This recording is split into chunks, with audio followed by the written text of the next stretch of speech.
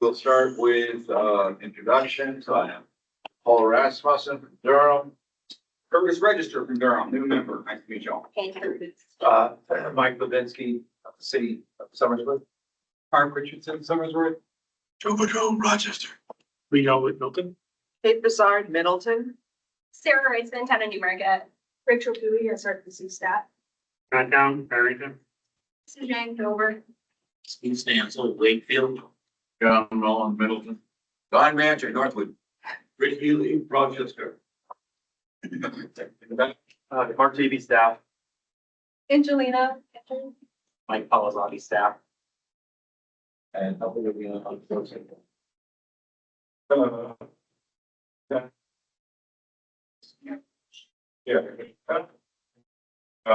Lindsay. Lindsay Williams, Dover.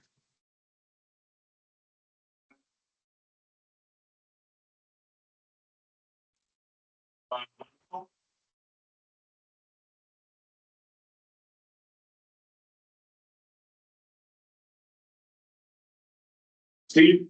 Steve Pesci, University of New Hampshire. Good morning, everyone.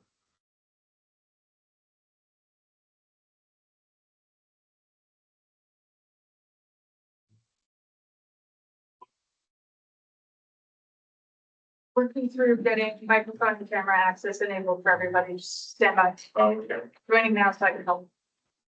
Go wait on Steve Brown. Hi, I'm Steve Brown, Dover. Jody, Good morning. you have a question?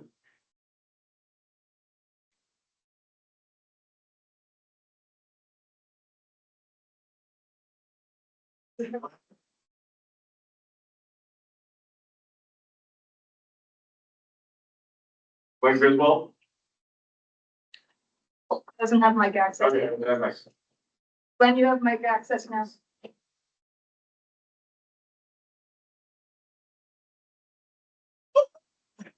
I have mic access, so I will go Natalie Gemma, SRPC. Lisa?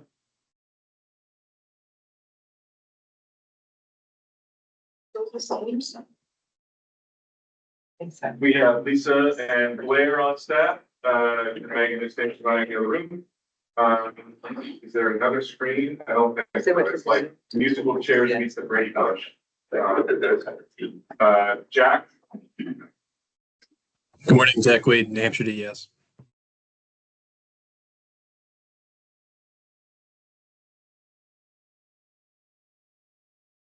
He is on hold. Gwen, your mic working, or you should have access now. Can you hear me now? Yep. Glenn Griswold, Nottingham. Thank you. Turn off the AC, the audio is cutting in and out. Yeah.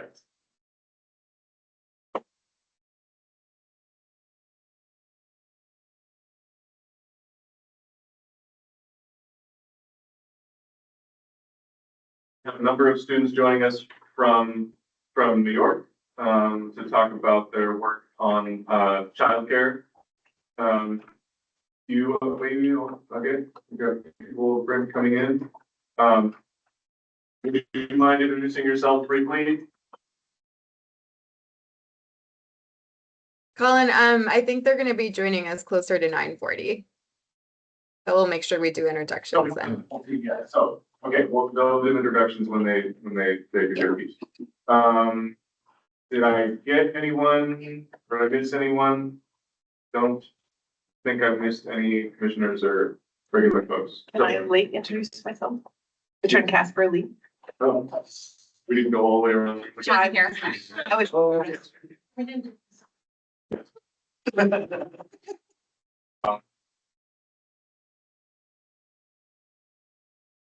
Executive Director at SRPC. I'm gonna just take a quick second to say, if you do not have calendar invites for the remainder of your meetings, please let Megan know. We did have seen switch from Zoom to Teams. And so she had to cancel the invites and send new invites to replace the old ones. So let Megan know if you do not have calendar invites for the remainder of the meetings. Mike Williams. Okay. All right, Commissioner Roundtable? We got anything?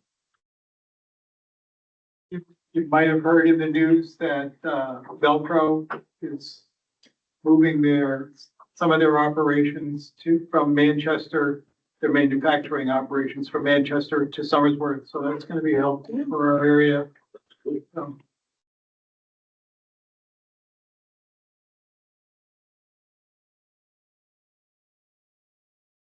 Case, we'll move on to transportation improvement. Oh, It's pleased to unfortunately officially open and then close the public hearing. The roll call vote. Second. all right. All in favor, Paul Rasmussen, aye. Rich Register, aye. Mike Babinsky, aye. Mark Richardson, I. We hold it, aye. Kate Bizard, aye. Jen Getzberg, aye. Sarah Richardson, aye. Downtown. Jenny Steve Stansel, aye. John Mullen, aye. Tom Manager, aye. Rick Healy, aye. Mike Williams, yes. Opposed, Steve, Aye. Glenn, Aye. Lindsay, Aye. Jen, Aye.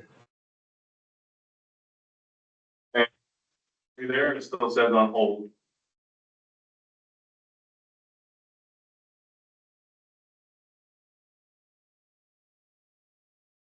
So quite short. As you know, we have the. Oh, no. That's the next recipient task. You go to PowerPoint, you can share it. Yes, right, thank you. One of the many joys of this new switch. Switch shuffling on the device. Just gonna throw this one since it's there. So am I seeing the PowerPoint?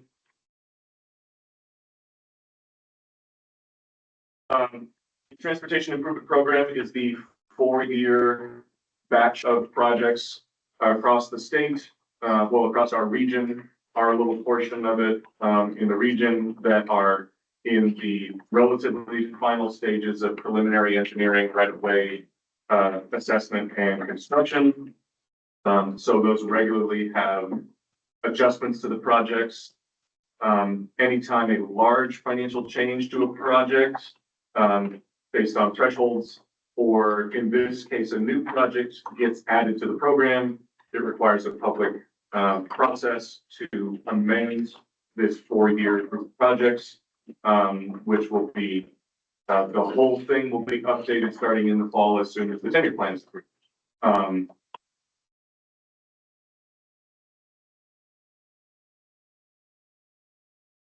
To be clear, my little metaphor of the assembly line, this is the final stages of the assembly line of projects that started 10+ years ago. Using the car as a metaphor, we're building the car starting from a concept, and then it eventually gets on the assembly line and starts looking like a car. So as where it's in the tip, we're getting closer, we're putting the outside on, and it starts to look a little bit more like a car. And I have my son draw a picture of a car every 3 to 6 months just to see what it looks like a change. I'm gonna try to switch that to a vehicle now that cars are pretty visible on the road. So we'll see what he'll probably draw a rocket ship or something. This project at US 4 and Madbury Road is being added to the tip. This started as a road safety audit that just skipped right to a regular project to be put into the tip because of the safety need at the intersection. So it's kind of always been there, but it's just being elevated to a standalone project moving along. Construction got a little boost by 25%. and is programmed for 2027, which is right around the corner. This is the bookend to the Madbury Road project, which the town is doing, through other funding sources, locally funded, actually. And please pardon my graphic design skills. The plan at this point is for a hybrid roundabout, single lanes going north to south on Madbury Road and double lanes on the US 4 approach. So there are updated drawings out there that I didn't have access to, but this is a general feel of what it'll look like. It will require adjusting the approach on the eastern quadrant there. That helps kind of slow the traffic as it enters the roundabout. That's why that's curved on that side. So that is all that's in the amendment. Any questions on this project, the amendment process, et cetera? Doesn't look like that's big enough for a tractor trailer to get around it. And that's a very, very busy tractor trailer. These are not to scale. This is a plan, a screenshot from a plan overlaid with a Google map. So this is not getting close to scale. So the roundabout itself, the footprint will be a little bit bigger than it looks like on here. I just wanted an approximation. So yes, this is it. And part of it, I believe that there's the gray center with the darker outer ring. There will be a skirt, the mounting skirt, like if you go through the Silver Street one in Dover, it has and the one over here in Rochester has a little skirt so that an articulated truck can cut the inside of the circle and mount it. That's standard engineering. So, other questions?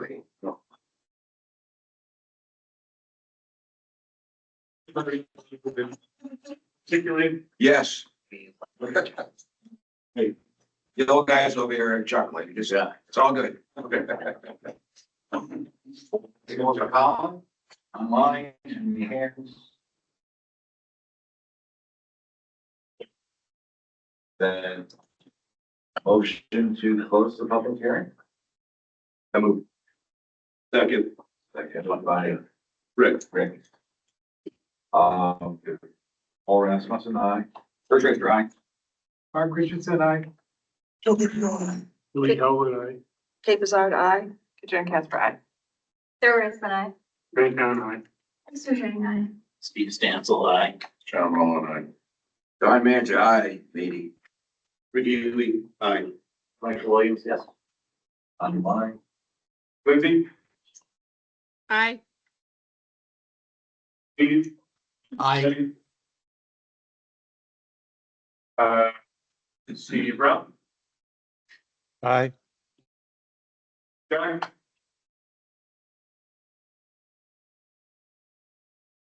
Jack Wade, Aye. thank you. William Aye. and Glenn. Aye.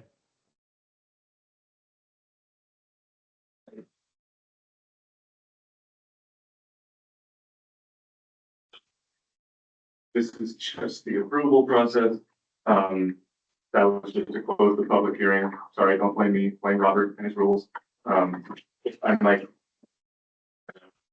I doesn't object, the minutes and amendment both be approved with one motion. I don't know if that's reasonable, but Sounds great to me. yeah, Are you still moving? It's reasonable. It's not legal. I can't move anything. I'll move to approve the fifth amendment for and the minutes from March 20th. Second. Any discussion?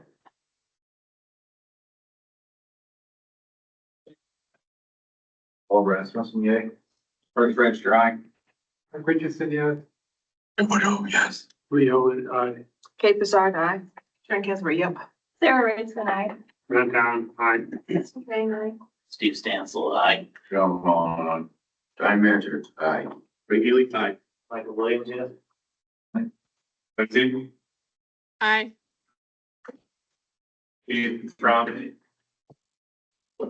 Aye. All right, we got both Steves in one go. Thank you. Glenn, Aye. Aye.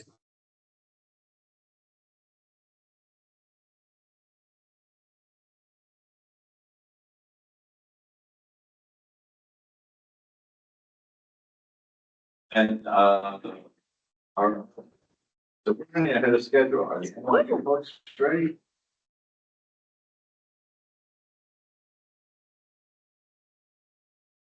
Kylie? Your group ready, we're ahead of schedule. Is your group ready to go? Sorry. They're not on the call right now.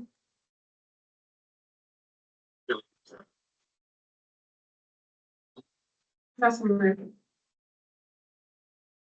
A couple of them hopped on. Okay. Although it's not bad. Sorry, I thought we were on for 9:40.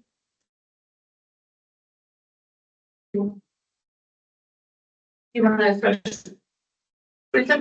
Yeah, do you want to switch the order and? Sure, so what would make sense next, data snapshot? Yeah. All right, let's move on to the data snapshot.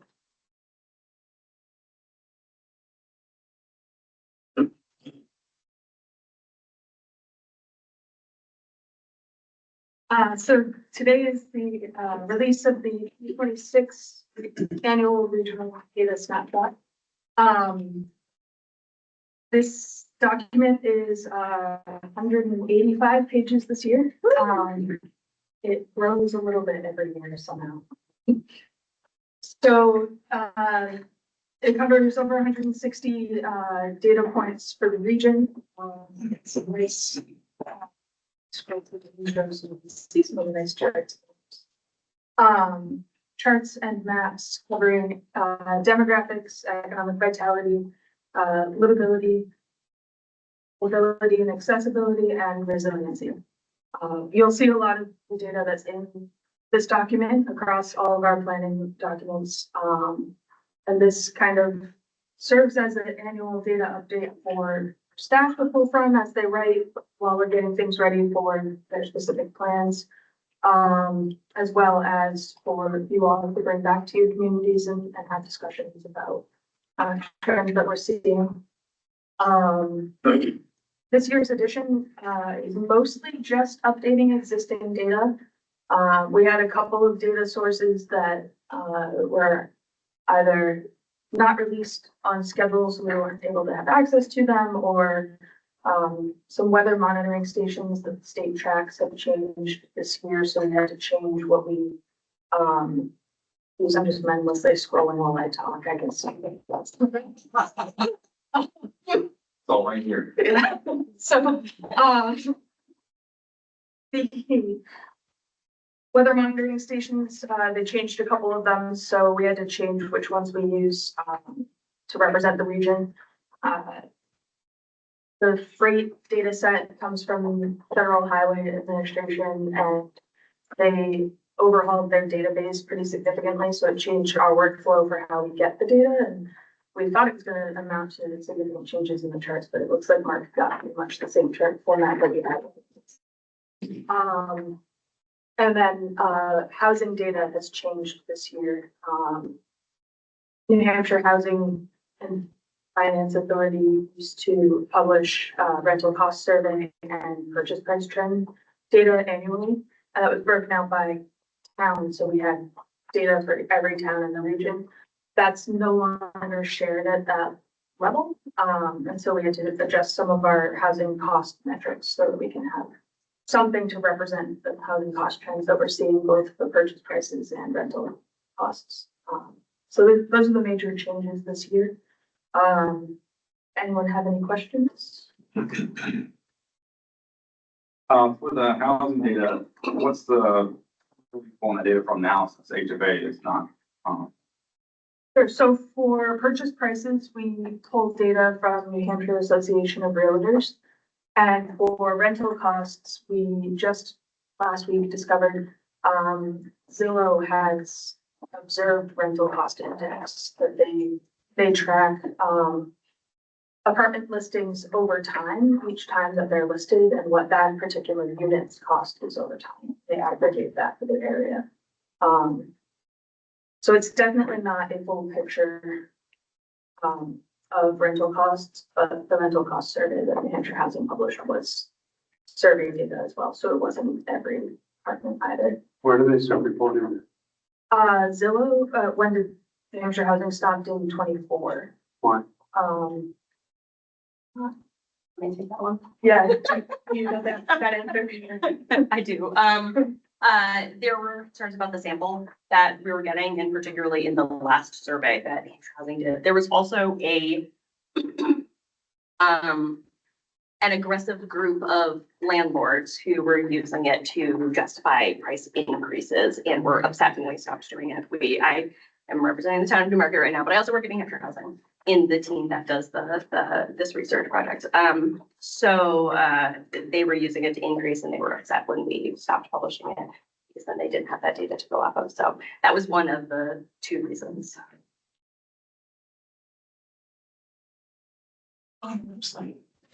It went live at 5 last night, so it is there now. It'll be in bits and pieces this afternoon. And you're free to share it with whoever you'd like. We can print copies of it too. It's very long, so we don't have copies in advance and go in with like one. We don't track. We don't track who accesses this. No. It's just analysis. There's a lot of work here. If only 2 people access it, that's unfortunate. But would it be of interest to check? It's tricky that because it's a PDF, like a lot of the Google statistics that we get from the website don't track PDF opens, but we do have the landing page that is where the link to the document lives, so we can track usage of that page. Somebody bookmarks the PDF like I do, then I'm not caught. There's such a very, very valuable document. And there's just this corner. Yeah, definitely.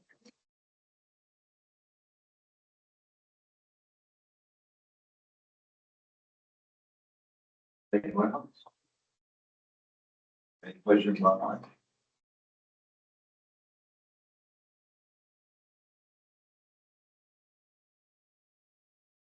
I'm sharing, so.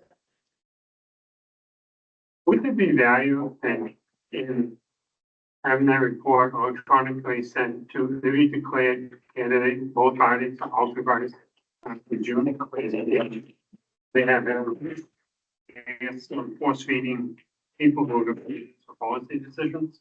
If we gave them the document from which conclusions can be factually drawn, would there be value to having SFPC do that for all the declared candidates? Makes sense to me. I mean, all politicians use objective data for decisions. Well said. Be a novel approach.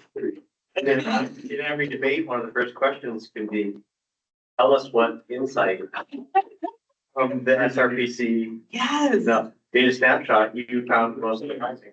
Love that. Well, then, yeah, kind of drill that. If you're talking about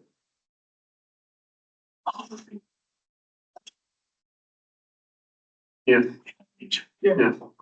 I love it. But I mean, well, if they haven't done a candidate and having been elected at least once, you respond to wherever the friction is, right? And so giving them this information is a way of creating a little minor spot of friction, knowing that you will be asked about this, so you do your homework. I don't know if it's been updated yet, but if you go on our website and click on if you just say, go to the tab for our communities, look on your town, one of the first links there is a town-specific version of this for many of the demographic and other trends like that. So for local decision-making, you get your own little local snapshot. And internally, I think one of the starting reasons for having this was multiple requests for data of the data team by separate projects, which got frustrating and a lot of wasted time and effort. So now, if we have a master plan or whatever, staff can just go and plug in data that are readily available. So as far as flow, even with the amount of work that the team does to put this together, it's a huge efficiency and resource for internal, but external. I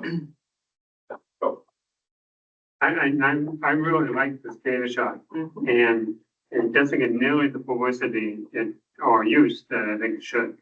So, Lobby Plus is something you don't need to respond to this, although you're welcome to.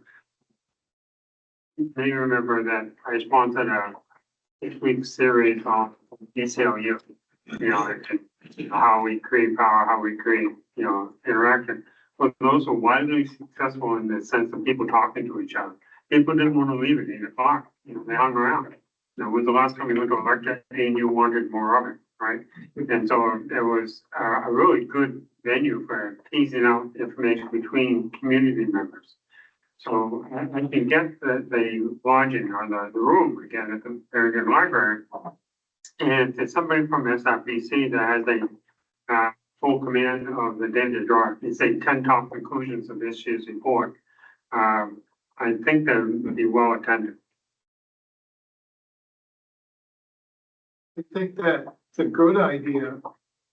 Come election time, we should probably, I don't know who's gonna keep track of all the people who are running, but even those candidates who are running. Secretary Get a copy of it too.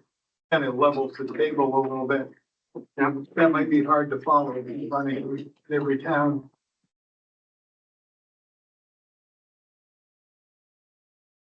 The Secretary of State has everybody will be declared, because you only have 10 days to declare your candidacy in June. So after that 10 days gone, you know who your field of candidates are.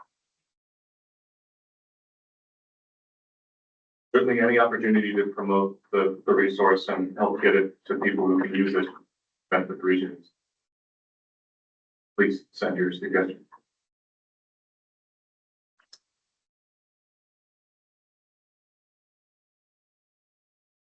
Thank you, Rachel. I'm still having technical difficulties getting access for the NYU students to. Yeah, I'm doing that. So it seems like somehow, everybody's, mics and cameras were disabled. I've just gone through one by one, re-enabled everyone. One by All got disabled again? Okay. I think we're good now. All right. So, ready for it? Jody, can you share your screen?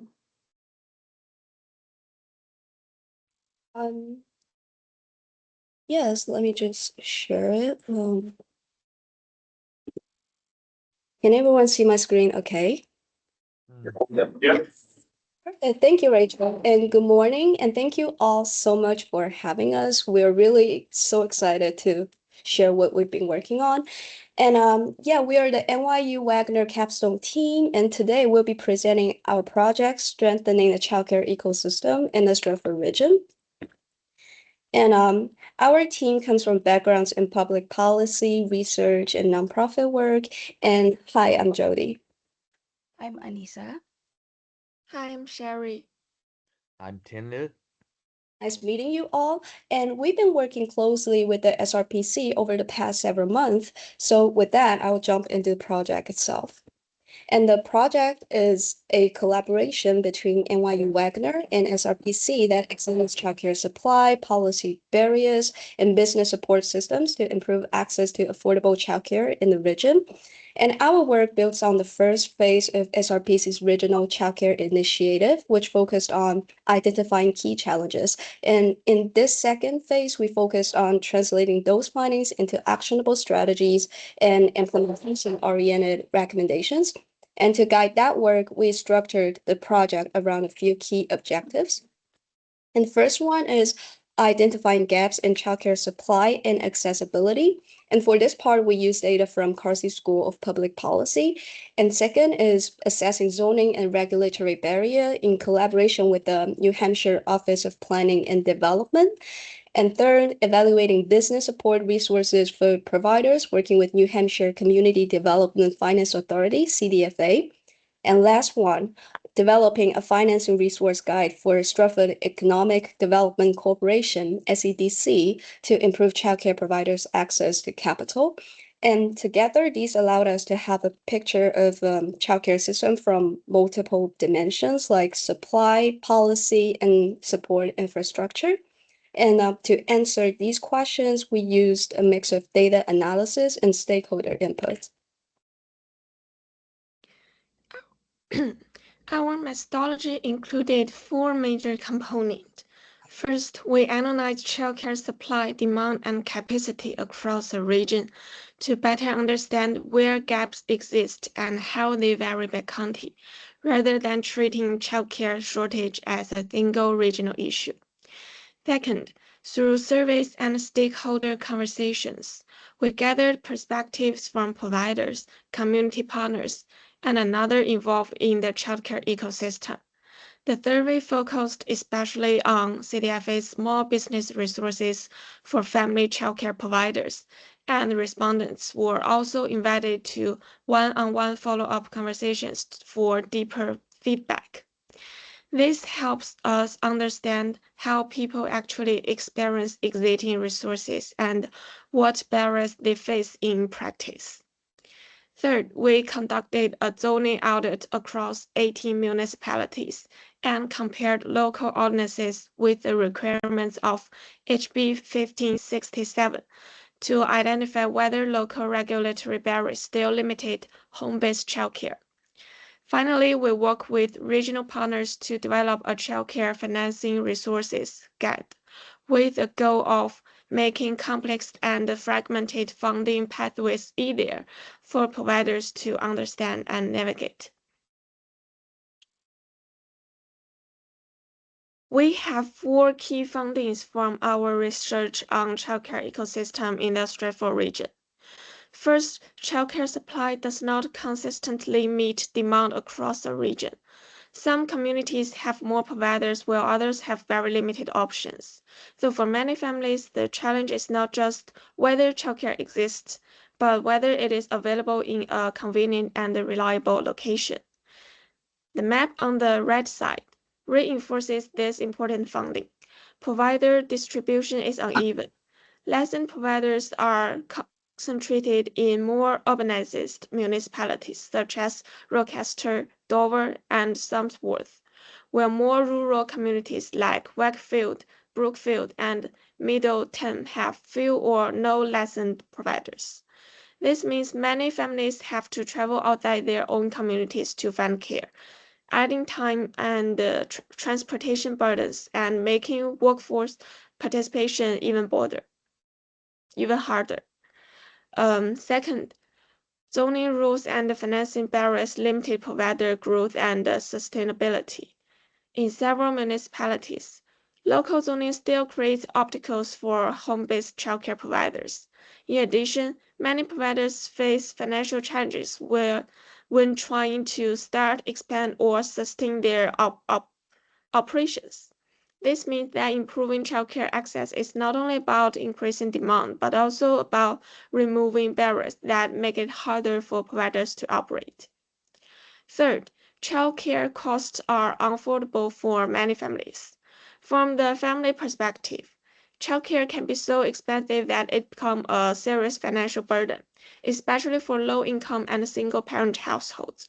In these situations, parents may reduce working hours, turn down employment opportunities, or leave the workforce altogether because the cost of care outweighs the benefit of paid work. At the same time, providers also face a high operating cost. In other words, childcare is often too expensive for families and at the same time not sufficiently profitable for providers. Fourth, business support resources are available but difficult to access the use. Existing resources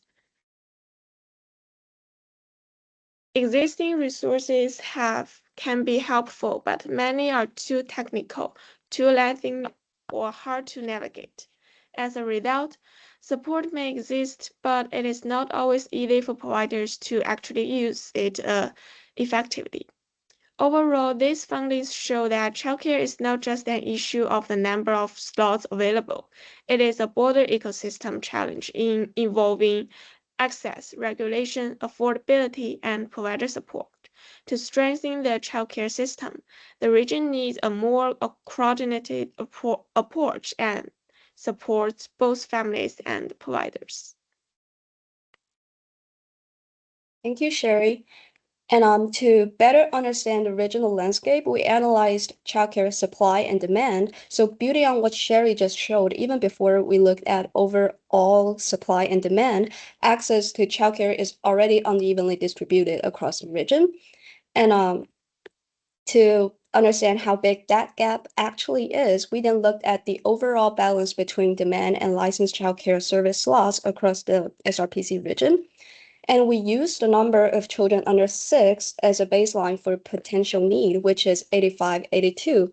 And just to note, this is based on children under 6 living with parents or guardians in the ACS data. So it's an estimate of demand rather than a precise count. And to do that, we apply a 65% participation rate, which reflects the share of children likely to rely on non-parental childcare. And this results in an estimated demand of approximately 5578 children compared to 4638 licensed slots in the region. And this suggests a regional shortfall even before considering program type mismatches. And this gap isn't just a number. It represents families who may not be able to find formal care and may need to rely on informal care or reduce working hours or leave the workforce altogether. And in New Hampshire, thousands of residents report being out of the labor force due to childcare needs. And when we look more closely at changes over time, we can better understand why gaps persist. Between 2024 and 2025, growth in childcare capacity has been modest. Family-based capacity increased only slightly, while the number of family childcare providers declined, and center-based capacity increased, but without an increase in the number of programs, which suggests expansion within existing providers rather than new program development.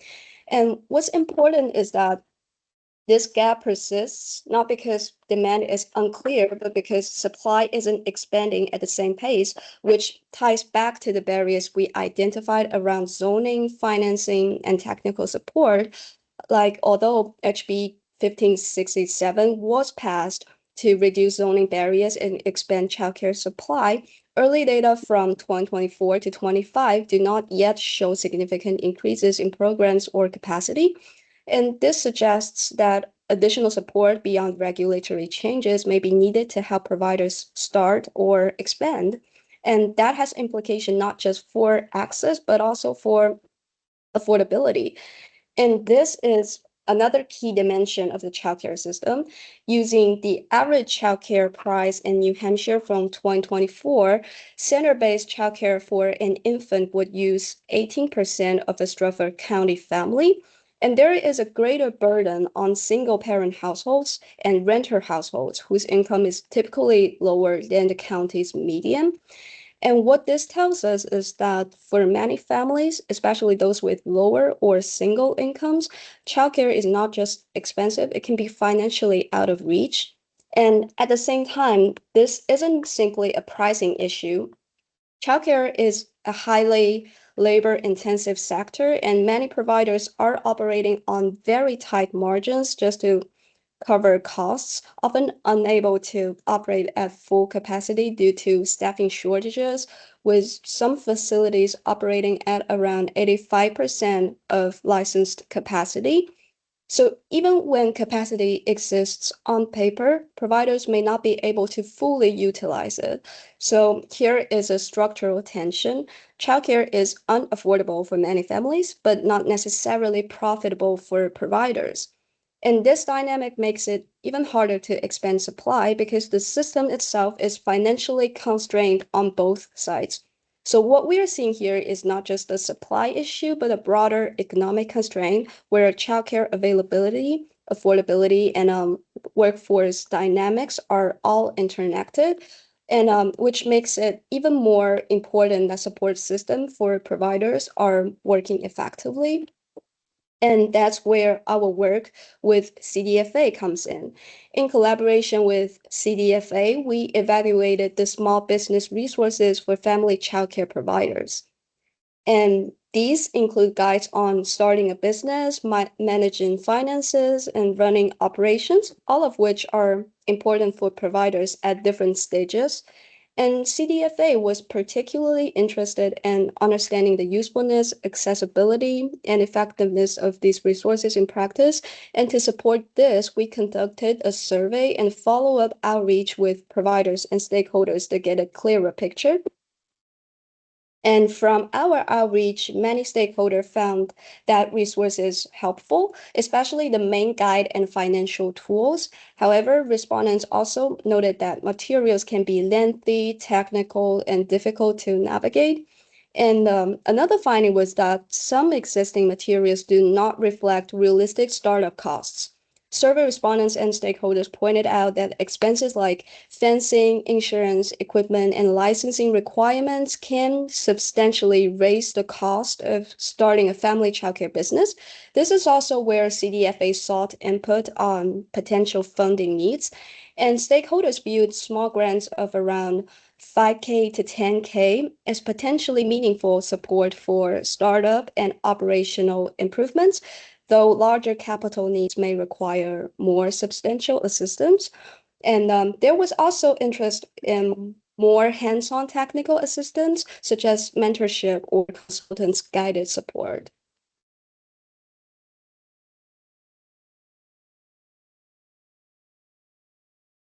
And for our third part of the project, in collaboration with the New Hampshire Office of Planning and Development, or APD, we developed and conducted a zoning ordinance audit across SRPC municipalities to assess compliance with HB 1567 and identify regulatory barriers to home-based childcare. To ground our analysis, we began with HB 1567, a 2024 state law that took effect in September 2024. The law establishes the baseline for how municipalities should regulate childcare. This House bill requires municipalities to allow childcare in any residential areas in order to reduce regulatory barriers and expand supply. The law makes this explicit. Family and group family childcare must be allowed as an accessory use to any primary residential use and cannot be subject to site plan review in zones where residential use is permitted. Municipalities may allow these uses either by right or through a conditional use permit. To assess how this is implemented in practice, we conducted a zoning audit across 80 municipalities, comparing local ordinance directly to these requirements. We focus on approval process, where childcare is allowed, and whether additional regulatory conditions create barriers. From this analysis, we found that compliance varies significantly, but the issues fall into consistent patterns. First, many municipalities still require discretionary approvals, such as site plan review or special exceptions, which directly contradict the intent of the law. Second, in some cases, childcare is not explicitly permitted or is defined unclearly, which can effectively prohibit it under zoning rules. Third, childcare is not always allowed across all residential contexts, limiting where providers can operate. And finally, some municipalities regulate childcare under home occupation provisions.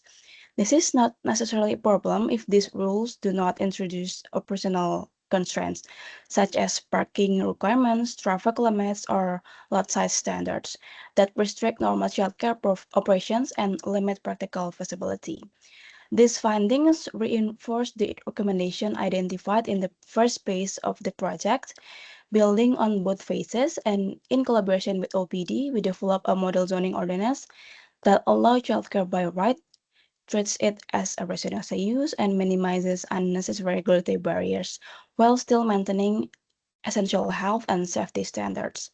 The model also supports municipalities in more explicitly integrating childcare into their zoning frameworks. Our analysis differs slightly from district-level approaches such as the St. Anselm Childcare Study.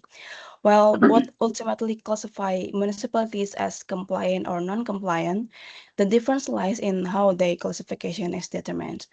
District level analysis measure the proportion of zoning districts that allow childcare, which capture variation within a municipality.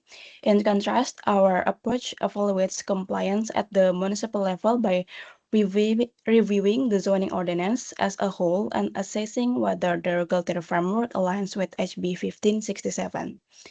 Because of this, differences in result may occur.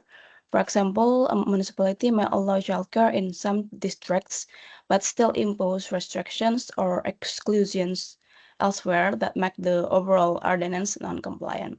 Our approach helps identify whether these issues stem from the structure of the ordinance itself. So, while zoning addresses regulatory barriers, we also look at another key challenge. In our fourth part of the project, in collaboration with Stratford Economic Development Corporation or SEDC, we focus on helping providers navigate financial barriers that affect their ability to enter and grow in the market. In addition to regulatory barriers, access to financing is another major challenge for childcare providers. Providers often face difficulty navigating complex and fragmented funding options, which can make it harder to start or expand their businesses. To address this, in collaboration with SEDC, we developed a financing resource guide that consolidates available funding opportunities and provides a clear step-by-step pathway for accessing capital. The guide includes tools such as funding readiness cycle, as well as an overview of relevant programs, helping providers better understand how to prepare for and successfully secure financing. This is the example of our funding resources. Oh, okay. Page, please. Okay. So based on all of our findings, we developed 4 recommendations to strengthen the childcare ecosystem in the Stratford region. Each recommendation addresses a different structural barrier identified through our research and include practical implementation actions. Our first recommendation is to reduce regulatory barrier to provider entry. Although HB 1567 establishes a supportive state-level framework, our zoning audit shows that municipal implementation remains inconsistent. To address this, regional partners such as SRPC can play a more active role by disseminating the model ordinance across municipalities, using zoning audit findings to identify where updates are needed, and providing technical assistance to support municipalities in aligning their ordinance with state requirements. Second, we recommend improving provider access to startup and growth capital. Even motivated providers cannot expand without sufficient financing. Many faces substantial startup and operational costs while struggling to navigate fragmented funding system. To address this, stakeholders should disseminate the financing resource guide we developed, pair financing opportunities with readiness and technical assistance, and explore local startup grant or micro grant program to help providers overcome early stage financing barriers.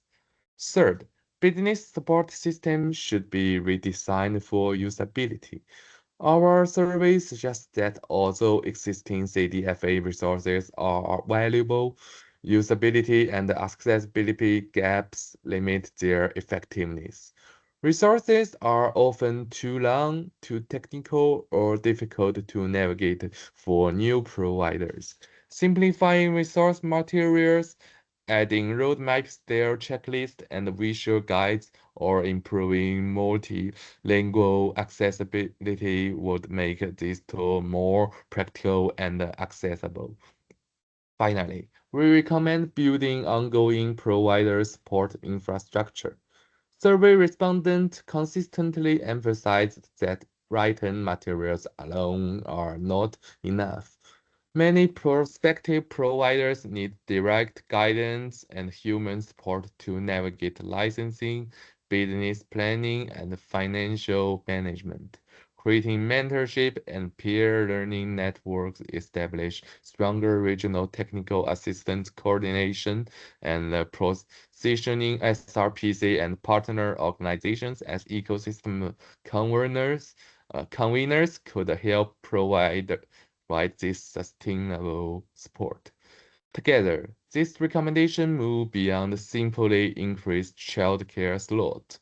They aim to strengthen the broader ecosystem that determine whether providers can successfully enter, sustain, and grow in the childcare market. So to conclude, our project shows that childcare is essential to regional economic growth, but the current ecosystem in the Stratford region remain uneven. While some areas, especially Stratford County, show relatively strength in total capacity, significant challenges remain in access, affordability, distribution, regulation, and provider support. Address these barriers require more than increasing the number of slots. It requires strengthening the full system around childcare provision. Our research suggests that meaningful progress will come from coordinated action across municipalities, regional partners, and support organizations. By reducing zoning barriers, improving access to financing, simplifying business resources, and expanding technical assistance, the region can create a more sustainable childcare ecosystem for providers, families, and employers. Finally, we'd like to acknowledge the many partners who supported this work along the way. We'd like to thank our partners at SRPC, especially Natalie Gemma and Rachel Dewey, Jessica Carson at University of New Hampshire, Casey School of Public Policy, and Noah Hodges and Tim Corwin at OPD. We're also grateful to SCDC, CDFA, and Professor Egan for their support. Thank you. We're looking forward for the discussion. If I can quickly jump in, I just wanted to expand on the team's presentation on the zoning audit. The child care model ordinance that was developed in collaboration with OPD, that was meant to provide municipalities with guiding language to help them modify their regulations and ensure that they meet the basic requirements of HB 1567. As Anissa mentioned in her presentation, under this legislation, home-based care is to be allowed by right or pursuant to a conditional use permit as an accessory to any primary residential use. It cannot be subject to site plan review or a special exception, and municipalities can no longer limit this use to single family residences. So even though the legislation was passed in 2024, just for regional context, as of March of this year, there were still 11 municipalities in the Stratford region that were identified as needing one or more updates in order to achieve compliance with HB 1567. So yeah, I'll just also mention that beyond the model ordinance language in this tool, it also includes some best practices and some recommendations that go beyond the minimum requirements of HB 1567, and they're intended for those municipalities that are looking to take additional steps to reduce barriers to home-based care. So, for example, that includes permitting care by right versus pursuant to a conditional use permit, and avoiding regulating programs that's home occupation, since doing so can create unnecessary barriers. I'll also mention that the tool, it also directs communities to some of the different resources that have been developed by state and regional partners. And lastly, I'll just mention that the implementation of this work will continue with support from a CDFA grant that we got, which will help fund municipal technical assistance to help communities update their local regulations. So that is the next step for us. And I'll open it up to any questions.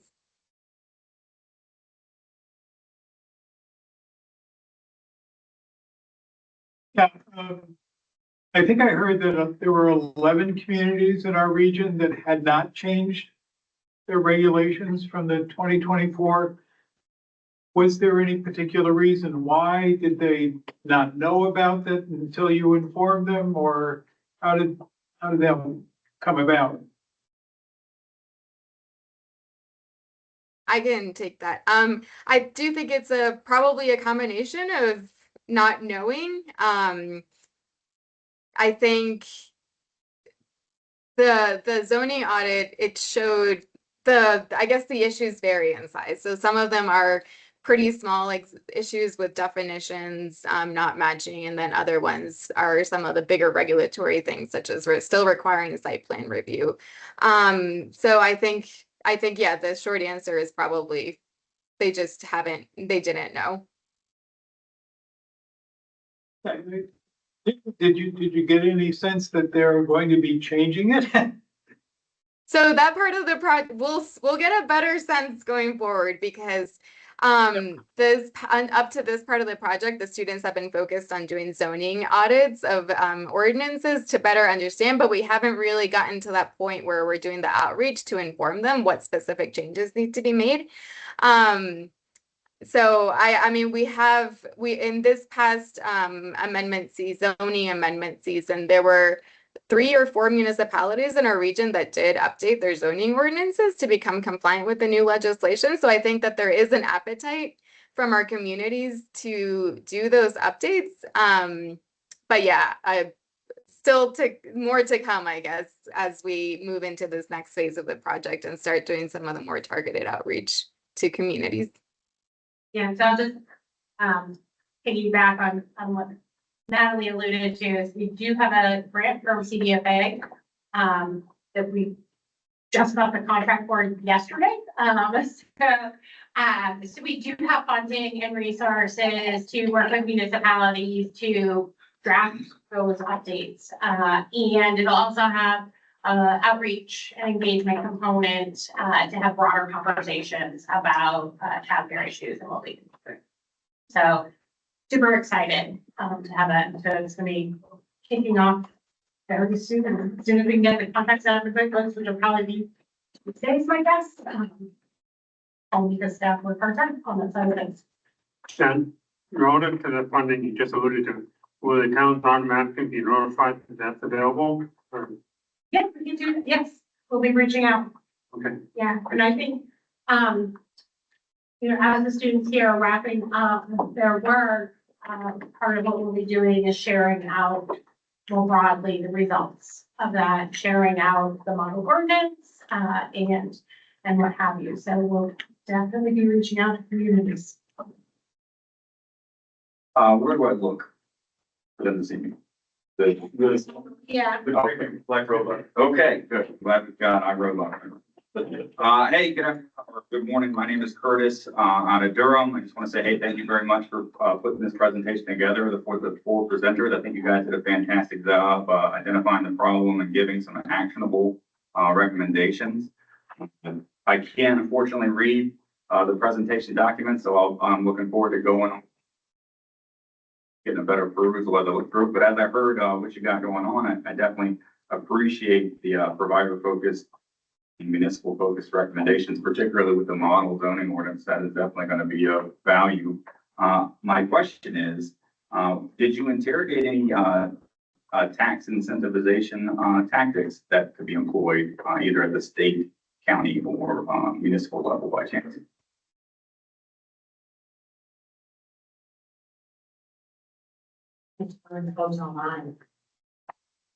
Sorry, can you repeat that question?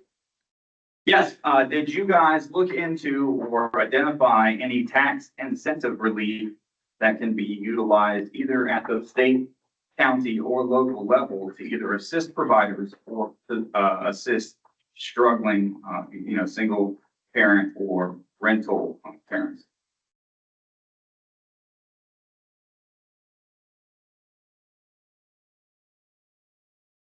I don't want to speak for the team, but as far as I know, the research that was conducted did not include looking into tax incentives. Yes. Natalie did last year's, the first phase of work, include some case studies, I believe.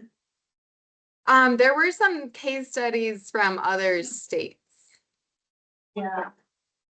Yes, there might be There was some- actually they explored, I believe, I don't remember, I think this might have been Vermont, but they looked into, I believe it was a sales tax increase, and it was a very small increase, and, they did the math on what that would translate to as far as, providing funding to support childcare in New Hampshire. Is that case study accessible somewhere? Yes. Yes, we do have that online. When I share all of the resources and the deliverables, we can also include a link to last year's capstone, NYU capstone that worked on that. So I can definitely share that with you. Awesome. Hey, thank you. And again, fantastic job, guys. Lindsay? Yeah, I'll just echo that. Really, really fantastic research presentation. Thanks to the student team and also all the partners that supported. This is just so valuable and really timely and in conversations that are going on throughout our region. So just really appreciate the wheels are turning in my brain. So that's always a good sign. So I might not have the most articulate question, but I guess one of the things that I was curious, again, just as you all are wrapping up this project, and any of the four of you can take this, or you can skip if you are not interested, but was just curious if there were any sort of nuggets that really stood out to you or really resonated with any of you in terms of your own interests and just sort of what you found interesting learning about our region and about the challenges and opportunities here. Yeah, I think what's really interesting of us is this new passed HB 1567, which totally changed the situation from our previous group of capstone. And but since it only took effect last year, we are not really seeing major changes in program growth. Then yeah, we are just thinking what could be the policy changes need to pair with financing and technical support to really move the needle. I think that's something we're really interested in because again, we are policy major students. So yeah, I would say that really stands out to us. But thank you for the question, Lindsay. Excellent. Thank you so much for the work. Question. Have you looked at this? And it may not be part of your scope. Have you looked at the economic impact of this? So that if people can't work, they're removed from the employment base, what the potential impact of all that is?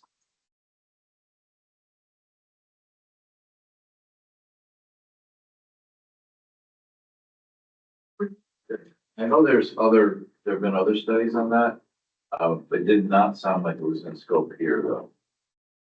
It'll be interesting if that's the case, Paul, to look at somehow link that, because I think this work is great, it's fantastic. But It usually, it's some economic team, I think DEA maybe. The New Hampshire Fiscal Policy Institute, I think, did this most recently. Yeah. Yeah. Someone's got these words called up here.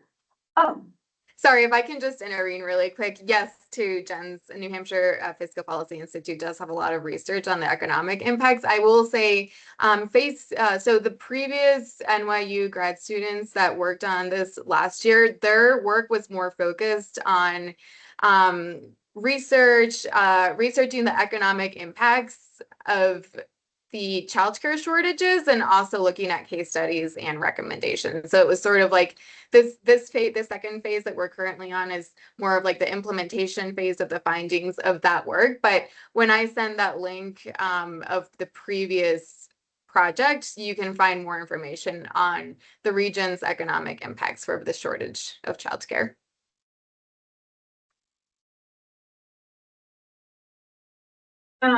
This is gonna be long-winded commentary before I get to the question.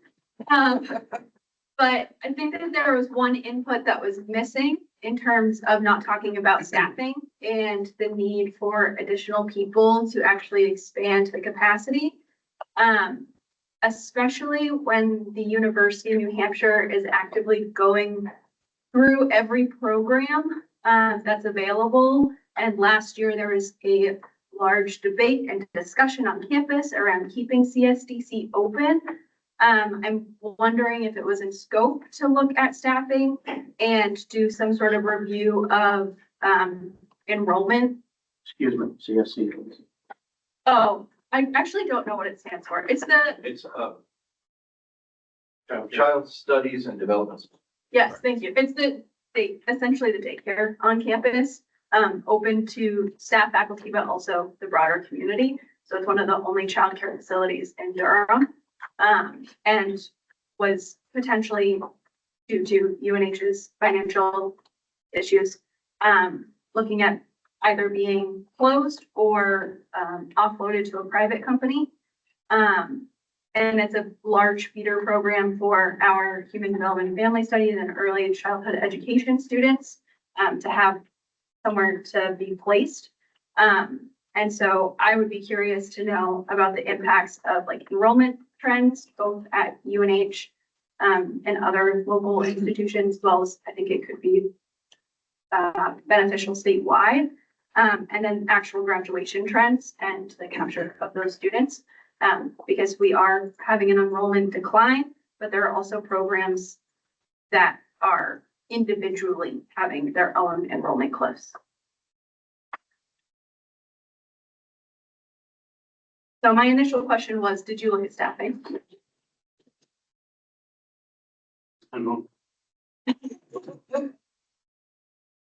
I can also take that. During this phase, they didn't look into staffing. The prior cohort looked a little bit more into the staffing challenges and why it's hard to recruit. I mean, the truth is it's demanding labor. Like caring for that many children is hard. And they also looked at wages in Stratford County, and it's just really low wages. So in 2024, the median salary for childcare workers was $15.40 an hour, or a little over 32,000 a year. So intensive labor, not great pay. So that's definitely one of the like pillar issues of the whole system.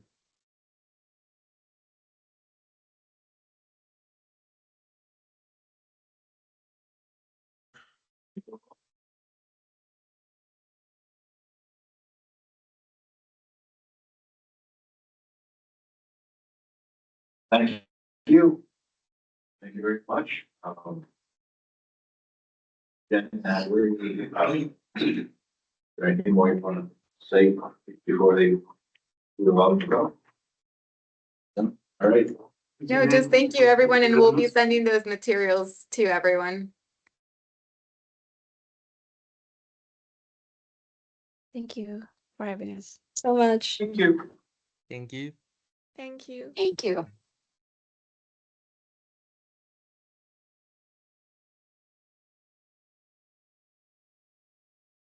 This item is the public grant. Yeah, I know last year we had, a whole year ago, we had Abigail join us, do a full presentation on the PREPA grants that are available. And that we had felt like almost like a 6-month lead up between when they announced them and when they were actually due. A little bit faster of a turnaround this year. But wanted to make sure everyone was aware that there is a new round of PREPA grants open and available. We are looking for project ideas to submit. Similar to last year, you know, we can expect that they will probably make awards to 4 to 6 different communities. Projects budgets can range from about $5,000 to $25,000. They've got a list of categories in your packet in the memo. We've listed out the different categories of funding that are available. And I apologize, I did not put the due date in the memo. I know it is in June. So just wanted to kind of get that out there so that everyone is aware that this funding, opportunity is open and available. Looking for potential projects that we can partner with. Thank you, Colin, for pulling those up on the screen.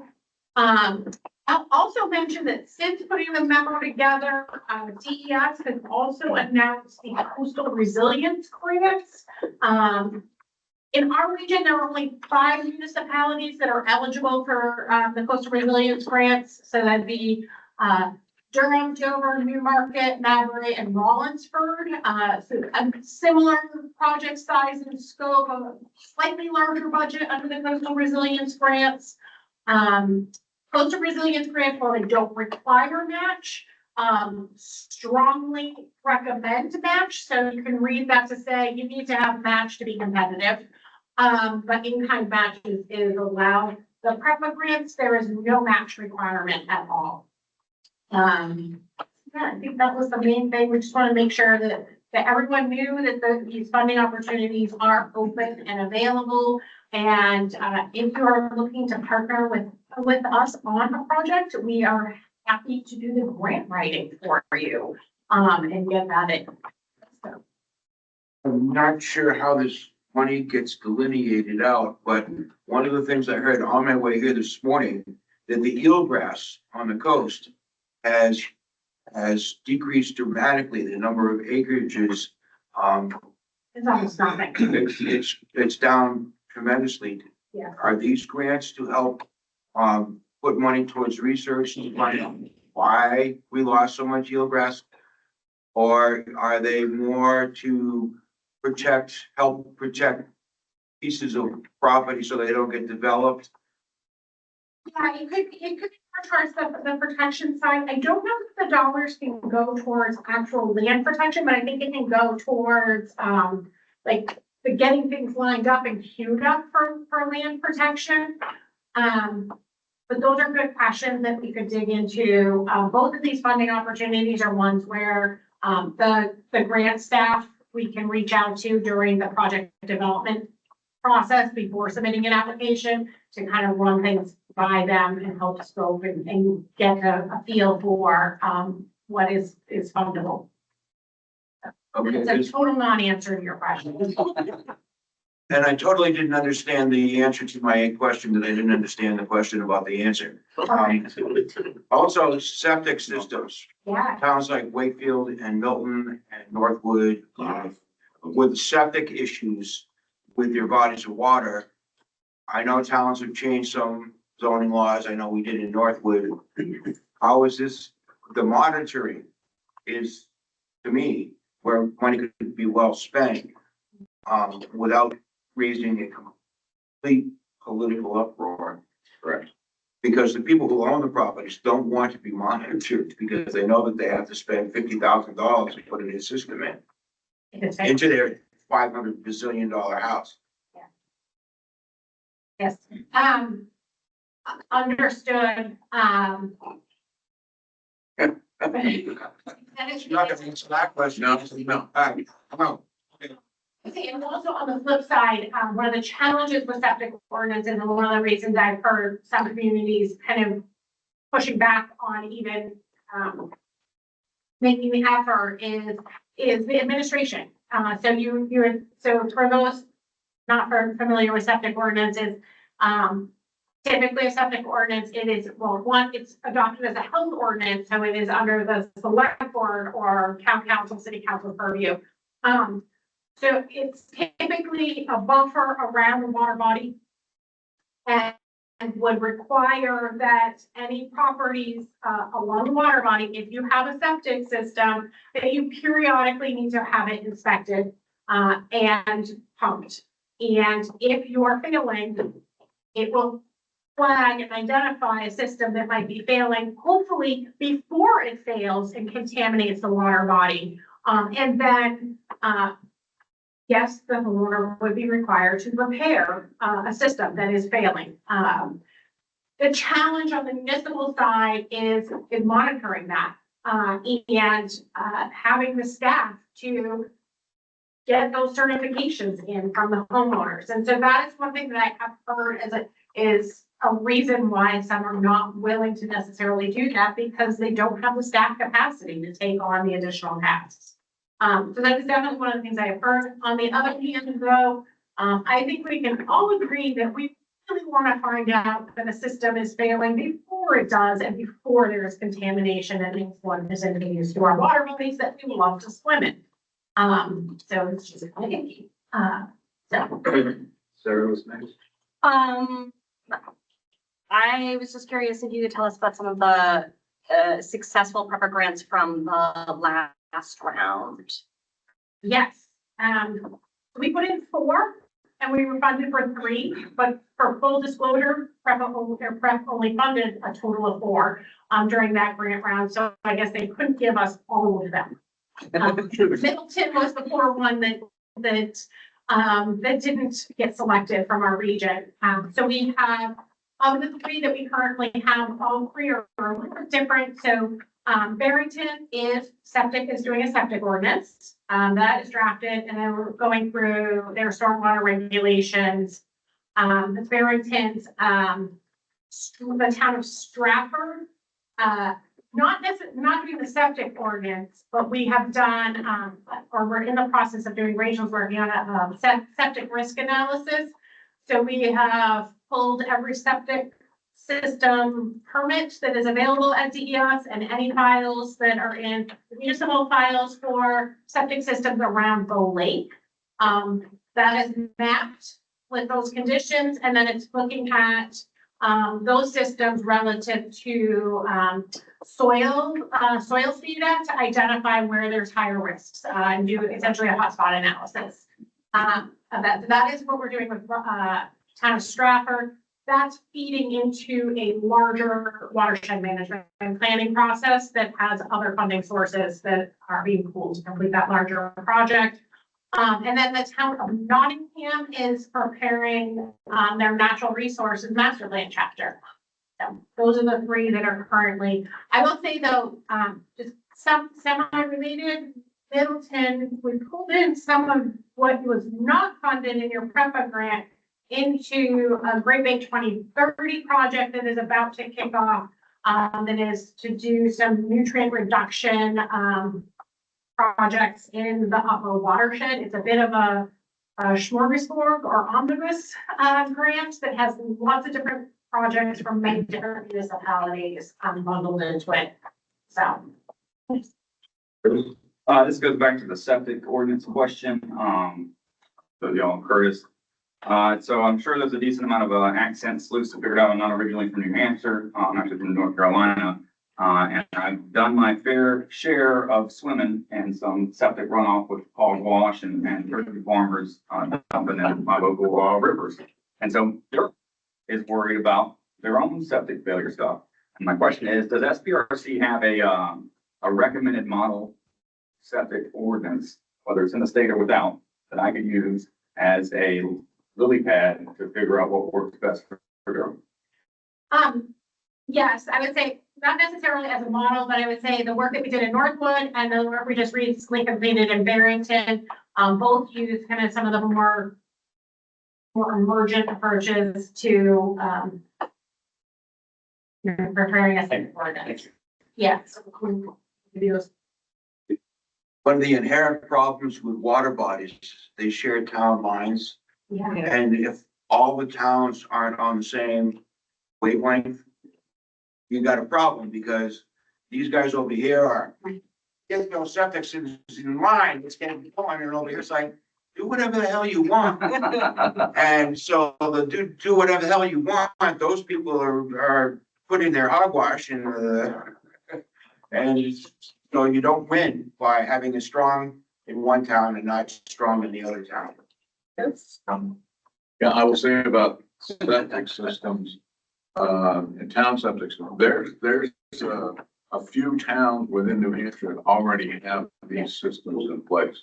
Yeah. And if you just Google it or AI it, they'll bring up, I don't know, 10, maybe 10 communities, and you can look at those ordinances and you can look what they went through. We're going to start our own project in Middleton. the administrative part can be a challenge. The other challenge is the political part of it, is probably number two. But there are plenty of plans out there to take a look. Some are very complex. Some are very simple. New Durham has a great little plan. And reserves got good arguments. Yeah, which is next to us. So, but you're right, the administrative part can be challenging. I think smaller communities can work through it. Just how you design it and who does the enforcement. I will note the Barrington and the Northwood ordinances are more recent than the New Durham, and they reflect some changes that DES was making to the subsurface administrative rules. So there's a little bit of nuance there. Don, you were mentioning, and we had a conversation a little bit ago about eelgrass and the Great Bay and kind of what's happening. Kind of my take on it is over the last, say, 5 years, plus or minus, a lot of us in municipalities that eventually discharge to the Great Bay, particularly with point source or wastewater treatment, have made significant improvement. Portsmouth, as an example, $100 million upgrade to their brand new plant. And we're seeing progress there. City of Somersworth, we're on the throes of investing $23 million in our wastewater treatment plant. This year, probably another 20, 30 million after that to address growth and some other things. Dover has made improvements and so forth. So we're all keeping up on that. And I think the science shows positive results there. Challenge, I think, problem is a so-called non-point source or the runoff, drainage, flooding, maybe septics as well to some degree. I think that's the challenge as to what we're seeing. There's more science than that, but It's not just septics. yes, I agree. And I think this whole issue of the stormwater, the pollutant loading and the runoff is where we're at, I think. That's Chemicals on lawns. yeah, those kinds of things, nitrogen. So how do we do it? And that's a real tough one.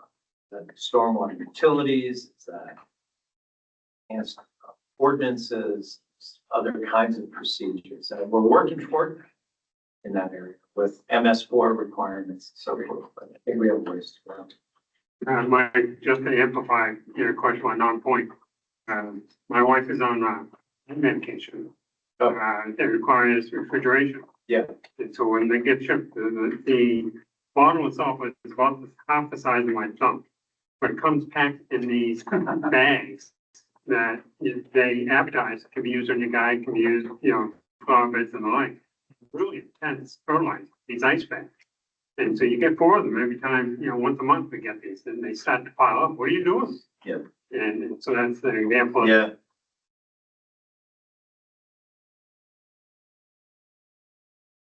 I'll just say, we'll send out after the meeting, we'll do our usual post-meeting recap. We'll include some information about both the PREPA and the coastal resilience grants. If you are interested in pursuing either of those, please reach out to Kyle. Maybe just or myself, and we are happy to help move those along. Yes, Joe. We doubled up.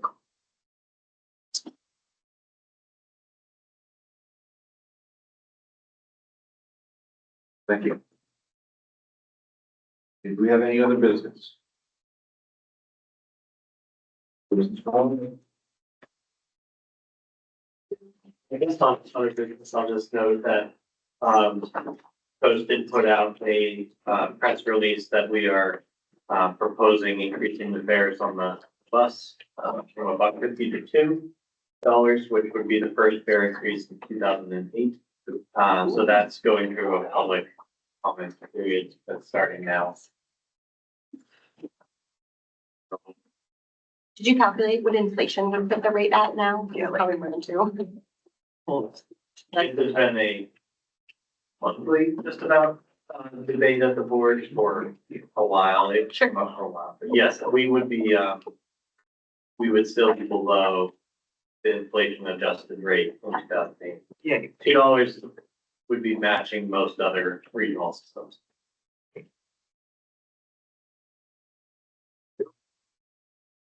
Just to plant a seed, and it's not in our region, happens to be a Candy or Chester issue. But as more of these large tracts of land get opened up for potential development, a developer wants to develop 187 acres with 29 houses right on the Chester Candia line with the only access to the property in Candia, and it's creating a huge political thing, and it's gonna happen in other towns. I'm just putting, I mean, it's a subject that we can do a whole meeting on. That's going to impact not just the environment so much, but all the little side roads that don't have center lines or anything. They're just little 20-foot wide things, and you're adding, 100 cars a day to a very small road. And how do towns deal with that from the planning standpoint? Well, that would be a regional impact, I would think. It's a political football, I can tell you that. My family still owns property in Candia, so that's why I have an eye on that particular ball.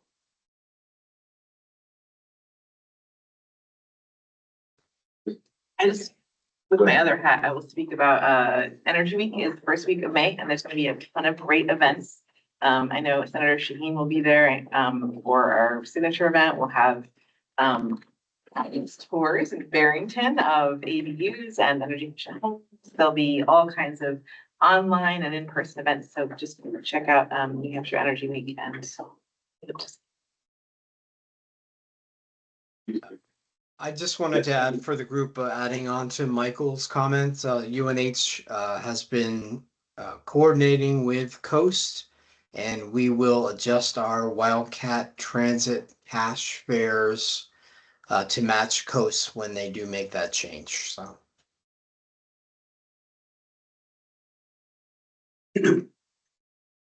Rick Healy, Rochester Planning Board.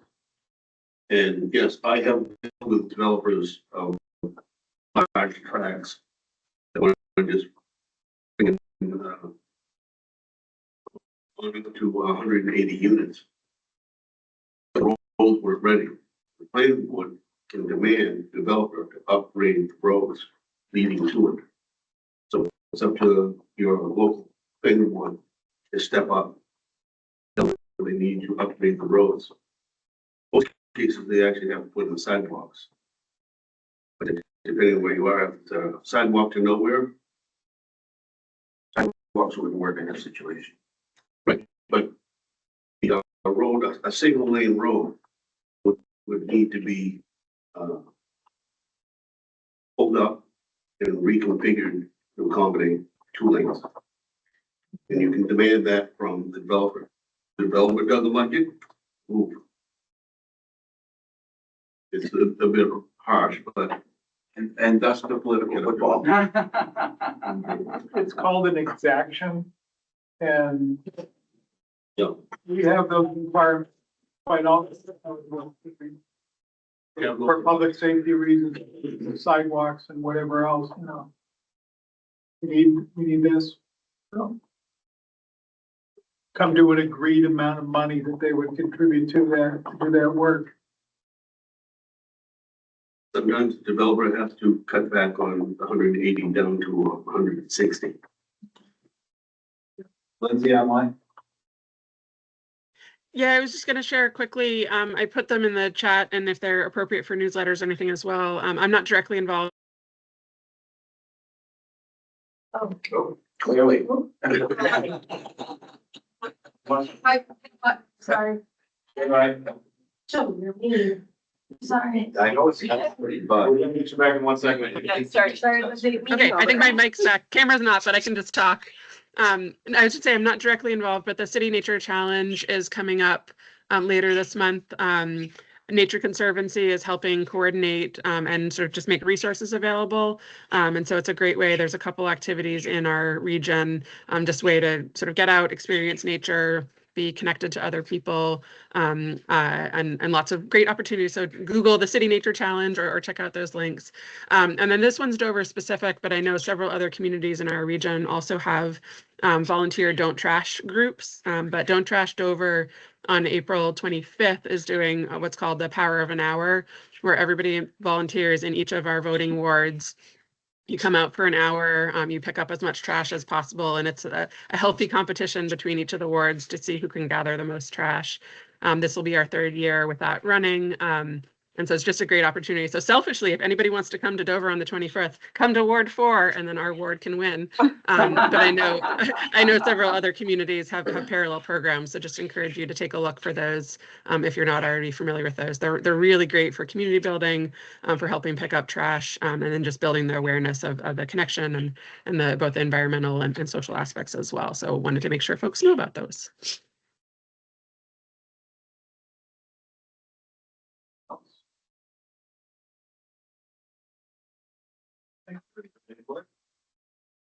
A reminder that end of June, I should have looked at the date before I started 25th. speaking. We have our annual meeting, 25th. 25th, thank you, Catherine. And that's right. So just celebrate his birthday, I mean, also. We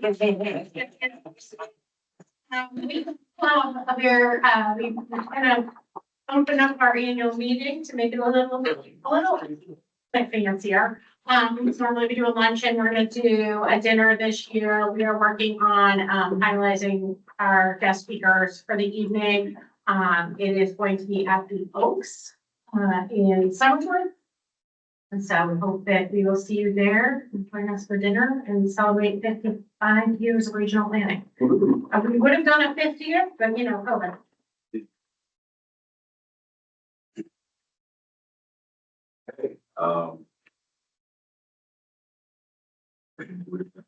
So moved.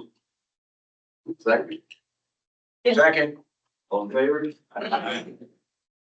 Thank you. Someone's so. From Middleton. Contact you. I was, we have the days. Yeah. Sorry, yeah.